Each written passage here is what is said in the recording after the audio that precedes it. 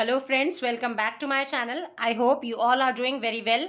So in this video we will study question number 1 of exercise 7.2 from chapter 7 triangles of class 9th NCERT.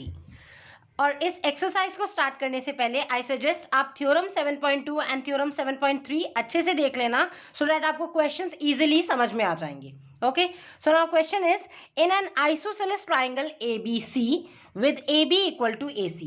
आपको एक isosceles triangle given है. देखिए इस question में आपको figure given नहीं है, आपको गिवन इंफॉर्मेशन से फिगर पहले ड्रॉ करनी है. तो बोला क्या है, आइसोसेलेस ट्राइंगल ABC. तो isosceles triangle means a triangle in which two sides are equal.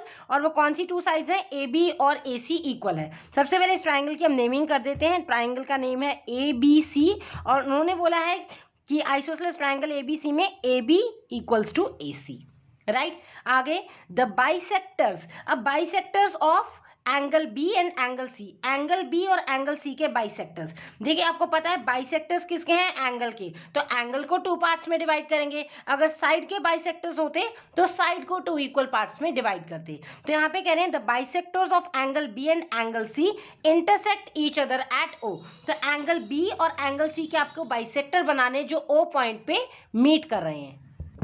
तो ऐसे बनाएंगे. हमने B को बाइसेक्ट कर दिया, B से यहाँ से, एंड एंगल C को भी बाइसेक्ट कर दिया. बाइसेक्ट मतलब टू इक्वल पार्ट्स में ये पार्ट इस पार्ट के इक्वल है और ये वाला एंगल इस एंगल के इक्वल है. सपोज जैसे एंगल B आपका 60 डिग्री होता, कंप्लीट एंगल B 60 है तो ये 30-30 में डिवाइड हो गया. अगर एंगल C 80 डिग्री होता तो यहाँ पे 40-40 में डिवाइड हो गया. बट हमें यहाँ तो पता है ही नहीं कि एंगल B और एंगल C कितने डिग्री हैं, तो हम क्या कर लेते हैं, इनको एंगल को नेमिंग कर देते हैं. लेट्स से ये आपके पास एंगल 1 है, दिस इज एंगल 2, ये आपके पास एंगल 3 है और ये एंगल 4. तो एंगल की हमने naming they the so that बाद में जब हम क्वेश्चन में यूज करेंगे इजीली हम यहाँ से लिख सकते हैं.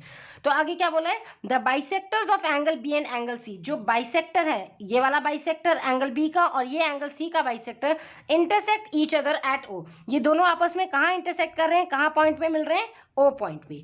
Join A to O. अब इस A को जो O से आपको ज्वाइन करना है. राइट फिर आगे शो डैट. तो यहाँ पे आपने देखा इस क्वेश्चन में आपको फिगर गिवन नहीं थी. जैसे अभी तक अपने क्वेश्चंस देखे यूजुअली आपको फिगर क्वेश्चन में मेंशन होती थी, बट यहाँ पे आपने जो इन्फॉर्मेशन थी उससे फिगर ड्रॉ कर ली. अब आगे क्या करना है, show that OB equal to OC. आपको ये वाली साइड जो है OB इस OC साइड के इक्वल प्रूफ करनी है. तो यहां पर हमें साइड इक्वल करनी है, मतलब OB इक्वल टू OC. ठीक है, तो अभी हमने जस्ट आइसोसेलेस ट्राइंगल की थ्योरम पढ़ी है. उस थ्योरम में था कि अगर ट्राइंगल में दो एंगल्स इक्वल हो जाए, जैसे हमें ये OB और OC ये इक्वल करने हैं. ये किस ट्राइंगल में आ रहे हैं, OBC ट्राइंगल में आ रही हैं दोनों sides OB as well as OC. तो OB और OC इक्वल करने के लिए आपने अभी थ्योरम पढ़ी है कि अगर हम इनके एंगल्स इक्वल कर देते हैं तो इनके ऑपोजिट साइड्स भी इक्वल होती हैं. तो अगर मैं एंगल 2 को एंगल 4 के इक्वल कर दूं तो एंगल 4 के opposite side which is OB and angle 2 के opposite side which is OC. तो OB equal to OC equal हो जाएंगे उस थ्योरम के बेस पे. तो यहाँ पे हमें क्या प्रूव करना है कि एंगल 2 इक्वल्स टू एंगल 4 है. अगर हमने ये प्रूव कर दिया कि ये दोनों इक्वल है तो इनकी ऑपोजिट साइड्स इक्वल हो जाएंगी by reference to that theorem. Okay, so now let's begin. बस फर्स्ट ऑफ ऑल हम लिखेंगे गिवन क्या है और to prove. So given is ABC is an isosceles triangle with AB equals to AC. ये given है. और क्या given है कि ये जो बाइसेक्टर है that means OB बाइसेक्ट कर रहा है एंगल B को. तो यहाँ पे हमने नेमिंग दे दी. सो बाइसेक्ट करना मतलब एंगल बाइसेक्टर है, एंगल्स को टू इक्वल पार्ट्स में डिवाइड कर रहा है. That is angle 1 equals to angle 2. और ये कंप्लीट हाफ हो गया एंगल B का. एंगल 1 इक्वल्स टू एंगल 2 किसका है, half of angle B. Likewise OC, ये जो OC है बाइसेक्ट कर रहा है एंगल C को. That means angle 3 equal to angle 4 है और ये दोनों ही एंगल आपके C को आपको हाफ कर दिया, हाफ ऑफ एंगल C. सो ये सब चीजें तो आपको गिवन है. ठीक है, टू प्रूव आपको क्या करना है, फर्स्ट पार्ट में OB इक्वल्स टू OC, ये वाली साइड इस वाली साइड के इक्वल है. तो हमें पता है कि अगर मैं ये प्रूव कर दूं कि एंगल 2 इक्वल्स टू एंगल 4 है तो हम बाय थ्योरम कह सकते हैं कि ऑपोजिट साइड्स भी इक्वल होंगी. राइट, सो सबसे पहले लेकिन हमें गिवन क्या है, इस ट्राइंगल ABC में AB इक्वल टू AC है, ये है. तो पहले हम वहीं से स्टार्ट करेंगे. In triangle ABC AB equals to AC, ये तो आपके पास गिवन है. तो गिवन है आपको A B equals to A सी, ठीक है। अगर आपने थ्योरम में पढ़ा हुआ है, जो फर्स्ट थ्योरम थी थ्योरम 7.2, उसमें था कि अगर साइड्स इक्वल है, ए बी और ए सी ये इक्वल है, तो इनके ऑपोजिट एंगल्स भी इक्वल होंगे। तो ए बी के ऑपोजिट मतलब ये कंप्लीट एंगल सी, और ए सी साइड के ऑपोजिट मतलब कंप्लीट एंगल बी। ये angle B equals to angle C होगा। Why? Because angle opposite to equal sides, equal side के जो ऑपोजिट विपरीत में एंगल्स होते हैं वो भी इक्वल होते हैं। तो थ्योरम के रेफरेंस से आपको यहाँ पे ए बी के opposite angle C and A C side के ऑपोजिट एंगल बी को हमने क्या कर दिया, इक्वल। तो ए बी साइड के ऑपोजिट एंगल सी, तो implies angle C equals to A C के ऑपोजिट एंगल बी, ये दोनों इक्वल हो गए। बट आपको वो रीजन जरूर मेंशन करना है किस थ्योरम की वजह से, वो स्टेटमेंट ऑफ दैट थ्योरम आपको जरूर लिखना है, अदरवाइज आपके मार्क्स डिडक्ट होंगे। सो रीजन लिख देंगे, angles opposite to equal sides of an isosceles triangle are equal. इस थ्योरम के स्टेटमेंट से अगर ऑपोजिट साइड्स इक्वल है, ऑपोजिट साइड्स इक्वल हैं, तो उनके ऑपोजिट एंगल्स भी इक्वल होंगे। That means angle C equal to angle B. लेकिन मुझे यहाँ पे क्या प्रूव करना था कि एंगल 2 इक्वल्स टू एंगल 4 है, क्योंकि मुझे तो ओबी एंगल 2 के ऑपोजिट ओसी और एंगल 4 के ऑपोजिट ओबी के इक्वल करना है, ओबी इक्वल टू ओसी। तो अब मैं देख रही हूँ, अगर मैं इस एंगल सी का हाफ कर दूं तो एंगल सी का हाफ क्या हो जाएगा, एंगल 4 के इक्वल, क्योंकि हाफ ऑफ एंगल सी क्या है, एंगल 4। ऐसे ही अगर मैं एंगल बी का हाफ कर दूं तो हाफ ऑफ एंगल बी को मैं एंगल 2 भी लिख सकती हूँ, ठीक है। एंगल 2 इक्वल्स टू एंगल 4 हो जाएगा, क्योंकि इक्वल साइन की वजह से हम दोनों साइड अगर हम कुछ भी चेंजेस करते हैं तो इक्वेशन डिसबैलेंस नहीं होती है। जैसे सपोज आपके पास 4 इक्वल्स टू 4 है, ठीक है। जैसे यहाँ पे angle C equal to angle B, हमने नंबरिंग ले ली 4 इक्वल्स टू 4। अगर मैं दोनों साइड हाफ से मल्टीप्लाई करूँ बोथ साइड्स, तो भी आपका 2 2 ज़ा 4, यहाँ भी 2 2 ज़ा 4, यानी कि 2 इक्वल्स टू 2 आ गया। तो इक्वेशन मेरी अभी भी डिसबैलेंस नहीं हुई है, वो अभी भी बिल्कुल सेम ही रही है इक्वालिटी साइन की वजह से। सो हम क्या करेंगे, क्योंकि हमें यहाँ पे एंगल 2 चाहिए और एंगल 2 क्या है, हाफ ऑफ एंगल बी का हाफ है, और एंगल 4 चाहिए, angle 4 half of angle C है, तो दोनों साइड आप मल्टीप्लाई करेंगे हाफ से। सो ये जो चीज़ है ये आपको क्वेश्चन में देख के ही पता चल जाएगा, जितने टाइम आप प्रैक्टिस करेंगे कि नेक्स्ट स्टेप क्या हो सकता है, जो हमें जिस डेस्टिनेशन तक पहुंचना है, हमें यहाँ पे एंगल 2 इक्वल्स टू एंगल 4 करना है। सो आपको यहाँ से खुद ही क्लिक हो जाएगा, angle 2 is half of angle B, likewise angle 4 is half of angle C. So right down, multiply both sides by 1/2, तो दोनों साइड्स को मल्टीप्लाई करना है। So half of angle C equals to, इस साइड भी half से multiply कर दिया, हाफ ऑफ एंगल बी। अब आपको पता है, यहाँ से देखिए, इसको आप इक्वेशन नंबर 1 एज्यूम कर लो। तो हाफ ऑफ एंगल सी, अब हाफ ऑफ एंगल सी आपका एंगल 4 के भी इक्वल है, एंगल 3 के भी इक्वल है, बट मुझे क्या चाहिए, ओनली एंगल 4, तो मैं एंगल 4 लूंगी, और हाफ ऑफ एंगल बी के लिए मैं एंगल 2 लूंगी। ऑल्दो 1 और 3 के भी इक्वल है, बट जो हमें चाहिए उसमें हमें एंगल 2 और एंगल 4 चाहिए। So half of angle C आपने लिख दिया एंगल 4 के equal, likewise half of angle B angle 2 के इक्वल, और ये कहाँ से आया, from equation number 1, from 1। Okay, so यहाँ पे हमने इन दोनों एंगल्स को इक्वल कर दिया। अब मुझे पता है कि किसी ट्राइंगल में अगर एंगल्स इक्वल हैं, ट्राइंगल में अगर एंगल्स इक्वल है तो उनकी ऑपोजिट साइड्स भी इक्वल होती हैं, ठीक है। तो यहाँ पे क्या है, थ्योरम 7.2 का रेफरेंस लेके कि यहाँ पे एंगल्स इक्वल दिखा दिया, angle 2 equals to angle 4। So angle 2 के ऑपोजिट साइड क्या है, OC, एंड एंगल 4 के ऑपोजिट साइड क्या है, OB। So OC equals to OB हो गया, और यही आपको यहाँ पे प्रूव करना था। बट आपको स्टेटमेंट जरूर मेंशन करना है कि किस स्टेटमेंट के अकॉर्डिंग आप ऑपोजिट साइड्स को इक्वल कर रहे हो। So therefore OB equal to OC, sides opposite to. देखिए यहाँ पे कंफ्यूज नहीं होना, क्योंकि दोनों थ्योरम आपस में एक दूसरे की रिवर्स है। जब हम एंगल लिखते हैं तो पहले एंगल वर्ड से स्टार्ट होएगा स्टेटमेंट, जब हम साइड को इक्वल करते हैं तो पहले साइड से स्टार्ट होगा स्टेटमेंट। तो ऐसे आप एक हिंट जैसे याद रख सकते हैं, OB इक्वल टू OC, दोनों साइड्स हैं, तो sides opposite to equal angles of a triangle are equal. So that's it, ये बहुत ईजी पार्ट था। बस जो हमने थ्योरम 7.2 एंड 7.3 पढ़ी है, उन्हीं के रेफरेंस से हमने इन दोनों को कर लिया, और क्वेश्चन में ऑलरेडी हिंट गिवन था कि बाइसेक्टर है, तो हाफ करके आपने कंप्लीट ये शो कर दिया, राइट। अब हम सेकंड पार्ट देखते हैं, which is AO bisect angle A।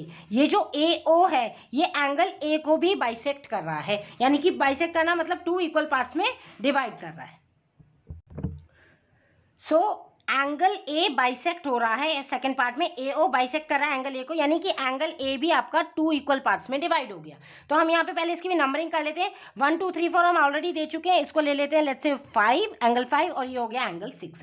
तो हमें प्रूव करना है कि AO बाइसेक्ट कर रहा है इस एंगल A को, दैट मीन्स इसके 2 equal parts, angle 5 equal to angle 6। अगर हम ये इक्वल प्रूफ करके बता देते हैं कि एंगल 5 और एंगल 6 दोनों इक्वल हैं, तो हम कह देंगे कि AO बाइसेक्ट कर रहा है एंगल 6, AO बाइसेक्ट कर रहा है एंगल A को, राइट। तो यहाँ पे आप ऑब्जर्व कर रहे हैं कि यहाँ पे हमारे कोई साइड तो इक्वल है ही नहीं, ठीक है, क्योंकि ये जो एंगल 5 है ये आपका अलग ट्राइंगल में है और ये एंगल 6 आपका अलग ट्राइंगल में है, राइट। एंगल 5 किस ट्राइंगल में, AOB में, और एंगल 6 है आपका AOC में। तो हम यहाँ पे वो थ्योरम, वो प्रोसीजर तो लगा ही नहीं सकते जो हमने फर्स्ट पार्ट में लगाया है, क्योंकि उसके लिए एक ही ट्राइंगल होना चाहिए। जैसे हमने ABC लिया था, पूरा ट्राइंगल में ऑपोजिट एंगल्स हो गए थे, बट यहाँ पे तो एंगल 5 अलग ट्राइंगल में, एंगल 6 अलग ट्राइंगल में। तो जब भी ऐसा केस आ जाए तो इसमें आपको कुछ नहीं सोचना, बस जिन जिन ट्राइंगल्स में वो एंगल्स हमें इक्वल दिखाने हैं उन दोनों ट्राइंगल्स को आप कॉन्ग्रुएंट प्रूफ कर दो। तो ट्राइंगल्स को हम कॉन्ग्रुएंट कर देंगे। एंगल 5 किस ट्राइंगल में आ रहा है आपका, AOB में, एंगल 6 आ रहा है AOC में। इन दोनों ट्राइंगल्स को आपस में कॉन्ग्रुएंट प्रूफ कर दो